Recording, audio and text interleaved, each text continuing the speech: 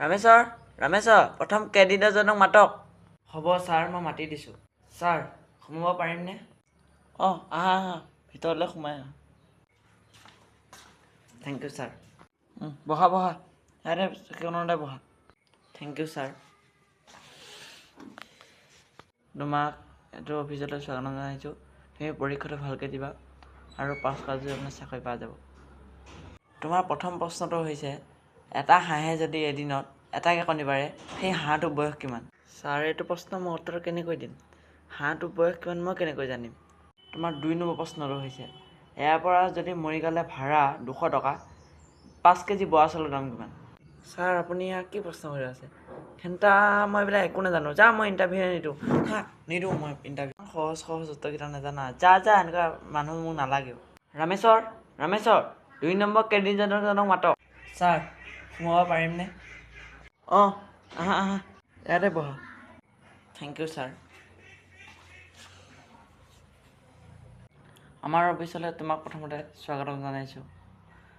তুমি পৰীক্ষাটো ভালকৈ দিবা, যদি পাছ কৰা আমাৰ ইয়াতে চাকৰি পাবা। তোমাৰ প্ৰথম প্ৰশ্নটো হৈছে, 1 লিটাৰ মিঠাতেলৰ দাম যদি 90 টকা হয়, সেই মিঠাতেলত কেই পিচ মাছ ভাজিব পাৰিব?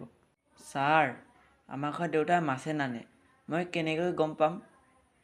তোমাক মায়ে 1 কেজি বৰা চাউল আনিবলৈ তোমাক 100 টকা দিলে, বৰা চাউলৰ কেজি 90 টকা, আৰু তুমি বৰা চাউল 1 কেজি আনিলা আৰু 10 টকা ৰখিল, তুমি কি কৰিবা? ছাৰ বিস্কুট এপেকেট আনিম, চাহৰ লগত খাম। তুমি কেঞ্চেল, যা তুমি কেঞ্চেল।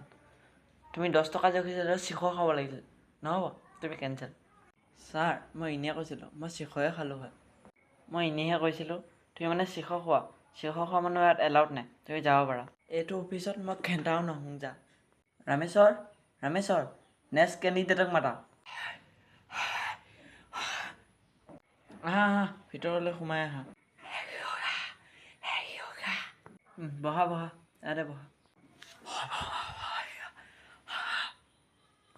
তুমি কথা ক'ব নাজানা নেকি? তোমাৰ মাতটো মানে নোলায় নেকি? তোমাকনো কি প্ৰশ্ন সুধিম, যোৱা, তোমাক পাছে কৰি দিছোঁ। কালিৰ পৰা তুমি আহিবা। এইখন তোমাৰ চাৰ্টিফিকেটখন লৈ যোৱা।